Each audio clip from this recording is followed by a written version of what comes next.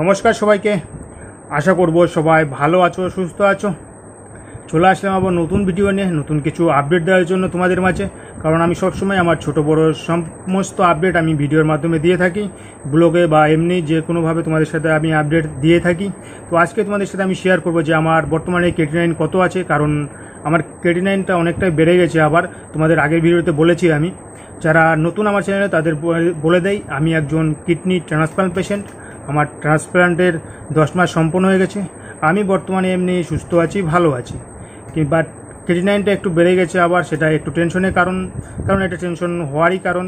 আর জানি সেটা ওঠানামা করে, তারপরেও তো এখন বর্তমানে আমার ক্রিয়েটিনাইন কত আছে সেটাই তোমাদের সাথে আমি শেয়ার করব। তার আগে তোমাদের আমি বলে দিই যে আগের রিপোর্টে আমার কত ছিল আমার ক্রিয়েটিনাইন। আগেরবার আমার রিপোর্ট করেছিলাম যে ক্রিয়েটিনাইনটা কত ছিল, সেটাই তোমাদের সাথে আগে শেয়ার করি, তারপর আমি রিসেন্টলিটা বলছি। কারণ আগে আমি রিপোর্ট করেছিলাম 1 মাস আগে, তোমার গিয়ে 1/7/25 দেখতে পাচ্ছ, 1/7/25। তখন আমার ক্রিয়েটিনাইন ছিল 1.25 ছিল, আর এমনি সব কিছু তো মোটামুটি নর্মালি ছিল। তারপরে তখন আমার হিমোগ্লোবিন ছিল 14.1 ছিল, দেখতে পাচ্ছ 14.1। আর তোমার কী বলে টোটাল কাউন্টটা, যেটা টিএলসিটা টোটাল কাউন্টটা তোমার ছিল 5100। ঠিক আছে, এমনি নর্মালি ছিল তোমার গিয়ে। এটাও 1 তারিখে তোমার তখনকার রিপোর্ট তোমার। তারপরে তোমার পটাশিয়ামটা তো নর্মালি ছিল 4.4 ছিল, দেখতে পাচ্ছ। আর ইউরিন টেস্টও তোমার গিয়ে মোটামুটি সব কিছু নর্মালি আছে। ইউরিন টেস্টও নর্মালি ছিল, দেখতে পাচ্ছ, কোনো প্রবলেম নেই। ইউরিন টেস্টও নর্মালি একদম। এটা 1 তারিখে রিপোর্ট, 1/7 মানে গত মাসের রিপোর্ট। এটা 1/7 তারিখে করেছিলাম তখন। আর ফাস্টিংটা তো আমার নর্মালি থাকে, আমার আগের থেকে ফাস্টিং নেই, সুগারটা নেই, দেখতে পাচ্ছ 80 ছিল তখন। তারপর এটা করেছিলাম 1/7 তারিখে করেছিলাম। সেটা করার পর অবশ্যই বাবাকে দিয়ে কলকাতা পাঠিয়েছিলাম তখন। তারপরে মাঝখানে আমি, কারণ ডাক্তারবাবু আসছিল তোমার গিয়ে 10 তারিখে, তার জন্য আমি রিপোর্ট করেছিলাম। তার আগে একবার রিপোর্ট করে নিয়েছিলাম, কারণ অনেক দিন হয়ে যাবে তো। তার আগে মাঝখানে শুধু ক্রিয়েটিনাইনটা আর হিমোগ্লোবিনটা করেছিলাম টেস্টটা শুধু।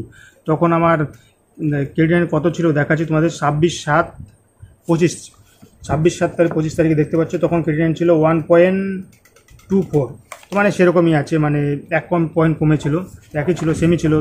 1 তারিখে করেছিলাম, তারপর 26 তারিখ, মানে 25 দিন পরে 1.24 ছিল। আর তোমার গিয়ে হিমোগ্লোবিনটা কমে গেছিলো তখন, দেখতে পাচ্ছ হিমোগ্লোবিনটা দেখতে পাচ্ছ 13.4 হয়ে গেছিলো, মানে হিমোগ্লোবিনটা কমেছিল।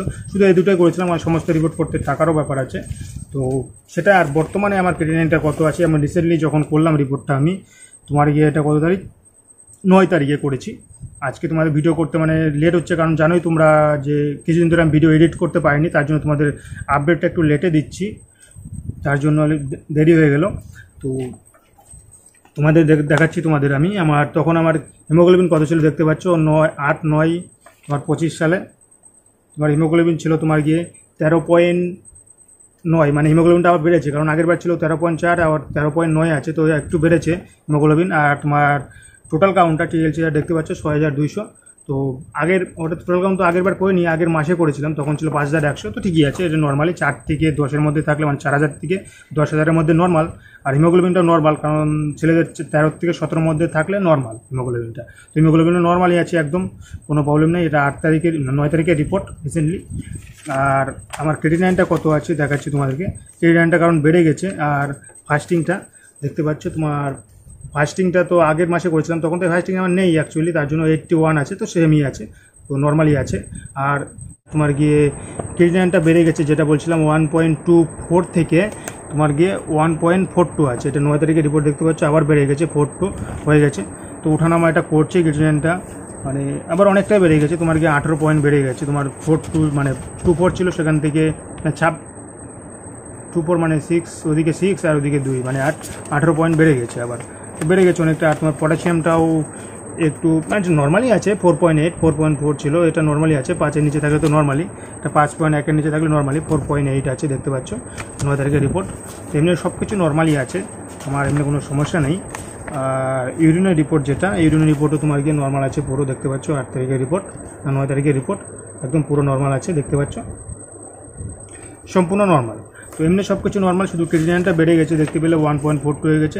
জানি এটা ওঠানামা করে, কিন্তু স্বাভাবিক একটু সবার মনে এটা একটু টেনশন হয়ে থাকে, সেটাই কারণ। আমার এর আগে হয়েছিল 1.0 কত ছিল, 1.04 ছিল, সেখান থেকে ডাইরেক্ট 1.2 2.9 হয়ে গেছিলো, অনেকটা বেড়ে গেছিলো, 2.9 সামথিং না 3.4 ওরকমই হয়ে গেছিলো, মনে নেই, সেটা আগের রিপোর্ট দেখলে মনে থাকবে। তোমাদের সাথে অবশ্যই ভিডিও আমি আপডেট দিয়েছি। তারপর আবার হুট করে হয়ে গেলো 1.45, মানে বেড়েই গেছিলো। তো এটাই হয়েছে 1.45। অ্যাকচুয়ালি আমার ট্রান্সপ্লান্টের পরে ক্রিয়েটিনিন কমেনি, মানে কমেনি বলতে একের নিচে যায়নি এখনও। আমার ক্রিয়েটিনিন ট্রান্সপ্লান্টের পরে সবথেকে কম কমেছিল, মানে কম হয়েছিল 1.04, আর সবথেকে বেশি হয়েছিল 1.45। তো এটাই মানে আমার ট্রান্সপ্লান্টের পরে হয়েছে। তো আবার কিছুদিন পরে রিপোর্ট করবো, 10-12 দিন যাক, তারপরে আবার ক্রিয়েটিনিনটা শুধু করবো, দেখা যাক কেমন আছে। কারণ তো নর্মাল থাকে তো নর্মালি, আর যদি বাড়ে আবার বাড়তে থাকে তো তাহলে তো অবশ্যই ডাক্তারের সাথে ভিজিট করতে হবে। তো বেড়ে গেছে। আর আমার বর্তমানে ট্যাক লেভেল যেটা ছিল, মানে গত মাসে করেছিলাম, এই মাসে তার করিনি, মাসে মাসে করা সম্ভব না, অনেকটা টাকার ব্যাপার। তো গত মাসে করেছিলাম, তখন আমার ট্যাক লেভেল আছে 4 পয়েন্ট, দেখতে পাচ্ছ 4.57, না 4 পয়েন্ট বলছি, 5.57 ঠিকই আছে, নর্মালি আছে। তো ট্যাক লেভেলটা এটা করেছিলাম তোমাকে গত মাসে, এটা কত তারিখে, 23/6/25 তারিখে। কারণ রিপোর্ট পেতে একটু টাইম লাগে এখানে, 29/6/25 রিপোর্ট দিয়েছিল আমাকে, দেখতে পাচ্ছ। তো সেটাই আমার ট্যাক্রোমাস বর্তমানে 1.5 করেই চলছে, সকালে আর রাতে 1.5 করেই খেতে বলছে। আর এই রিপোর্ট থেকে ডাক্তার কী বললো সেটা তো অবশ্যই তোমাদের সাথে আমি শেয়ার করবো, একটা পরের ভিডিওতে বলছি। কারণ এক ভিডিওতে বললে অনেকটা বড় হয়ে যায় ভিডিওটা। এই ভিডিও তোমাদের আমি রিপোর্টটা শেয়ার করলাম, আর রিপোর্টটা ক্রিয়েটিনিন বাড়ার জন্য কেন বেড়েছে এটা নিয়ে ডাক্তারবাবুর সাথে কথা বলেছি। তো সেটাই তোমাদের সাথে একটু শেয়ার করব, পরের ভিডিওতে সেটা করব। সেটা আমি মালদা ডাক্তার দেখাতে গিয়েছিলাম। কারণ ভিডিওটা তোমাদের এডিট করতে মানে লেট হচ্ছে, লেট আপডেট দিচ্ছি তোমাদের ধীরে ধীরে। কারণ একবার তো ভিডিও দেওয়া সম্ভব নয়, কয়েকদিন একটু ব্যস্ত ছিলাম, তার জন্য সবাই আসছিলো, দিদি বোন সবাই ছিল, তার জন্য ভিডিও করে নিই একটু। তো সেটাই। ওকে, সবাই ভালো থেকো, সুস্থ থেকো।